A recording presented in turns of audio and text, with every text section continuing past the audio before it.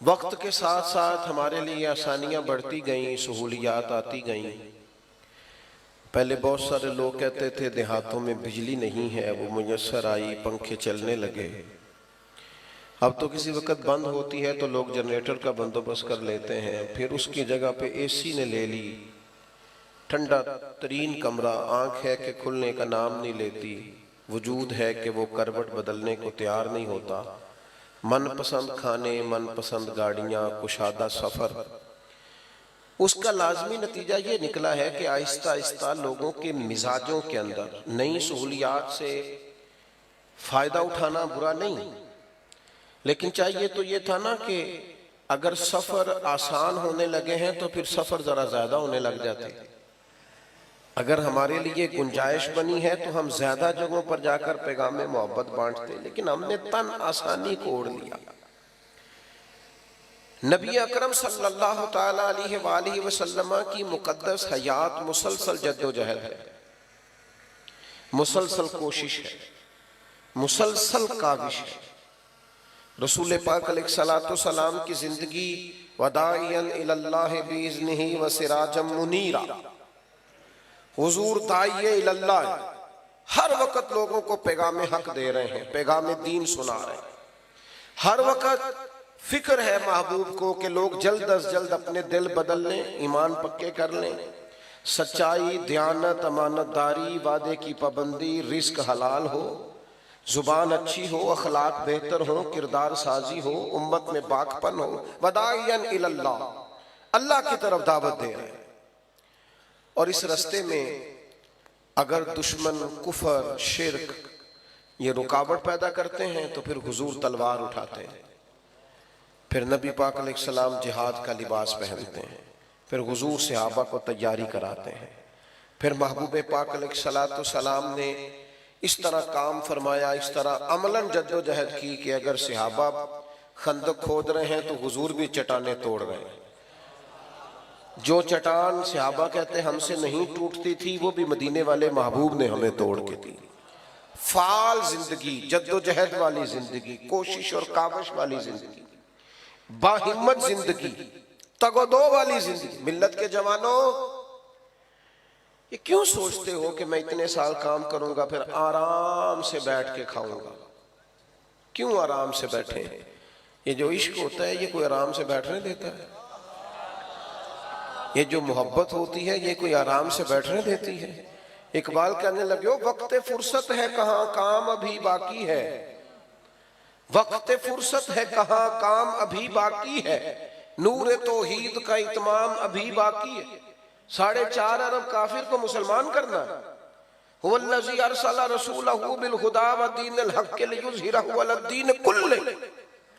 हुजूर के दीन के झंडे को लेना है और ये वो दीन है जो दुनिया में गालिब होने के लिए आया है। इस दीन के गलबे के लिए जद्दोजहद करनी। नबी पाक अलैहिस्सलातु सलाम फतह याब होकर पूरा, अल्लाह के रसूल अलैहिस्सलातु सलाम ने फतह, इन्ना फतहना लका फतहम मुबीना इज़ा जाअ नस्रुल्लाहि वल फतह, पूरी फतह अल्लाह ने दी, मुकम्मल दीन करके रसूल पाक ने अता फरमाया। आपकी तवज्जो है मेरी बात पर? लेकिन हुजूर के विसाले ज़ाहिरी के फौरन बाद क्या हुआ? हुजूर के अल्लाह जज़ात, हुजूर अलैहिस्सलाम के हयात ज़ाहिरी में एक शख्स ने दावा नबूवत कर दिया। माज़अल्लाह, हजरत अबू बकर सिद्दीक का जमाना आया तो वो ऐसा नहीं था कि अब फतूहात हो चुकी हैं, अब मक्का भी फतह हो चुका है तो अबू बकर सिद्दीक निकला करेंगे और आराम से मिंबर पे बैठेंगे और हालात बड़े साजगार होंगे और रूटीन में काम, ऐसा नहीं हुआ। मुसलमा कज़्ज़ाब के खिलाफ बाकायदा जंग लड़नी पड़ी, फौजें तैयार करनी पड़ी, जनाब सिद्दीक अकबर को लोग रवाना करने पड़े, खत्म नबुव्वत के तहफ़्फ़ुज़ के लिए मैदान में रहना पड़ा। फिर मुनकरीन ज़कात पैदा हो गए, हम ज़कात नहीं देंगे।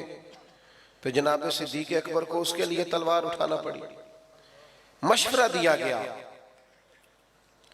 हजरत अबू बकर सिद्दीक को लोगों ने मशवरा दिया, कहा जनाब अभी हालात ठीक नहीं है तो आप ना मुनकरीन ज़कात के खिलाफ जिहाद न करें, मुसलमा कज़्ज़ाब के खिलाफ अभी आप फौज कशी न करें, थोड़ा सा मौका दें, अभी हालात ठीक हो जाएं, सही मानों में हुकूमत कायम हो जाए, उसके बाद फिर देखी जाएगी। तो हज़रत सिद्दीक़ अकबर ने क्या फरमाया? आप फरमाने लगे, अगर मैं रह गया ना मदीने में अकेला और जंगल के दरिंदे आके, आप तशरीफ रख लें जी, अल्लाह आपको जज़ाए खैर दे, अब ना उठिएगा स्टेज से, अल्लाह आपको बरकत अता फरमाए। कुछ बंदे ठंडी ठंडी तकरीर करने वाले होंगे ना, आप नहीं शोर कर दे तो फिर लागे हो गए तो परेशान भी होंगे, शोर नहीं करना तो फिर होने भी नहीं देना। तो आप मेहरबानी करें, एडा लंबा मसला नहीं जी जो पानी वाला काम खराब होने लगा है, तो तकरीर ही छोटी है, इंशाअल्लाह उतनी देर तो नेड़े लग जाएंगे पानी दे। आप तवज्जो रखें मेरी बात पर। तो जो अर्ज कर रहा हूँ उस पर गौर करें कि आप हजरत अबू बकर सिद्दीक रज़ी अल्लाह तआला अन्हु ने बिल्कुल आराम से हुकूमत नहीं चलाई, बल्कि आप फरमाने लगे, अगर मैं मदीने में अकेला रह गया और जंगल के दरिंदे आके मेरी बोटियां भी नोच के ले गए, तो फिर भी मैं दीन को उन्हीं बुनियादों पे कायम रखूंगा जो उसूल मदीने वाले रसूल ने अता फरमाए। हम किसी को रखना साजी नहीं करने देंगे, अमलन जद्दोजहद। और जनाब उमर का जो दौर था, ओए होए होए, कम मिलेंगे आपको ऐसे लोग जो दिन भर मजदूरियां करते, मजदूरों की तरह जनाब उमर काम करते। उनकी दोपहर किस तरह की थी? दोपहर उनकी इस तरह की थी कि हजरत उस्मान गनी रज़ी अल्लाह तआला अन्हु फरमाते हैं कि सख्त तेज धूप, सब मदीने के लोग दरवाजे अंदर से बंद करके सो रहे थे। मुझे किसी मजबूरी के लिए छत पे जाना पड़ा, धूप में जाया नहीं जाता था। तो मैंने देखा दूर से एक बूढ़ा ऊंट हाँकता हुआ आ रहा है, तो मेरे दिल में ख्याल आया, यार असर के बाद ऊंट चरा लेता, ये कोई टाइम था, असर के बाद चरा लेता, हर बंदा सो रहा है, ये भी आराम करते। फरमाते हैं मैंने सोचा ये करीब आता है तो समझाता हूँ। मैं जब उतर के छत से दरवाजे के रास्ते गली में आया, जब तक वो करीब आ गए थे, उन्हें देखकर तो मेरे आंसू ही निकल गए। ये आम आदमी तो नहीं है, तो अमीरुल मोमिनीन उमर है, कड़ाके की धूप और ऊंटों को लिए आ रहे हैं। तो मैंने अर्ज किया, अमीरुल मोमिनीन आप आराम करते? असर के बाद देखा जाता। फरमाने लगे, यार ये 2-3 ऊंट मुसलमानों की अमानत थे, गनीमत का माल था, दौड़ गए थे, पकड़ के लाया हो। तो कहते मैंने जल्दी से अर्ज की, मैंने कहा हुजूर किसी गुलाम को कह देते, गर्मी इतनी सख्त है। फरमाने लगे, जिस तरह सारे सो रहे थे, गुलाम भी सो रहे थे, और वैसे भी जिम्मेदारी गुलाम की नहीं, जिम्मेदारी मेरी है। ये ना हम सो गए, हमने आराम किया, हमने दूसरों पे डाल दिया, हमने कहा मैनू इतबार बड़ा है, उन बड़े बंदे ने काम करना, अब फलाना कर ले, ड्यूटियां ही नहीं की, जिम्मेदारियों का एहसास ही नहीं किया। वो काम जो हमारे, और फिर दौर हजरत उस्मान गनी का आया, अच्छा दिन भर ये ड्यूटी जनाब उमर की, और रात लोग सोते थे और जनाब उमर चेहरे पे कपड़ा डाल के गलियों में घूमते थे। अपनी जिंदगी जद्दोजहद के साथ गुजारी, जद्दोजहद के साथ। हजरत उस्मान गनी का जमाना मुबारक आया, चारों जानिब से फितने, हजरत उस्मान का घर घेर लिया गया, कत्ल की तैयारी हो गई, उस्मान डटे हुए हैं। उन मुशक्कतों के बीच भी सैयदना उस्मान फरमाते हैं, मुझसे मेरे नबी ने फरमाया कि उस्मान अल्लाह तुम्हें कमीज पहनाएगा, लोग उतारना चाहेंगे, उतारना मत। मैं ये कमीज उतार नहीं सकता, सवाल नहीं पैदा हो। सख्त तरीन 40 दिन पानी नहीं मिला, खाना नहीं मिला हजरत उस्मान गनी को। ये शहादत गाहे उल्फत में कदम रखना है। लोग आसान समझते हैं मुसलमान होना, जख्म पे जख्म खा के जी, खूने जिगर के घूंट पी, आह न कर लबों को सी, ये इश्क है को दिल लगी नहीं। तूने आसान समझ लिया है। लोग मैं जी लाडला होता हूं फलाने का, ओ तू घर बैठा ही लाडला बन गया, तो को नहीं लाडला। लाडले तो मैदानों में होते हैं, लाडले तो मैदानों में होते हैं। और मौला अली शेर खुदा कभी बदर में तलवारें उठाए, कभी ओहद में मेहनत करते, और इतना शौक था। एक जंग में हुजूर ने फरमाया, अली बहुत सारे लोगों को मैं नायब बना के छोड़ के गया हूँ, कभी किसी की बारी, कभी आज आपकी बारी है नायब बन के रहने की मदीने। तो मौला अली रो पड़े, कहने लगे हुजूर मैं मैदान का आदमी हूँ, आप मुझे बच्चों और औरतों के पास छोड़ के जा रहे हैं। इतनी जद्दोजहद का शौक। और जब कूफे की जामे मस्जिद के पास 21 रमजान मुबारक को खंजर का जख्म लगाना मौला अली को, तो वादा किया हुआ था ना कि करीम तेरे दीन पे जान देनी है। तो लोग कहते हो मेरे बेटे को बुलाना, ओ फुला दौड़ के आना, लेकिन मौला अली को जख्म लगा तो क्या कहते, कहते फुज़्तु बिरब्बिल काबा, काबे के रब की कसम अली आज कामयाब हो गया।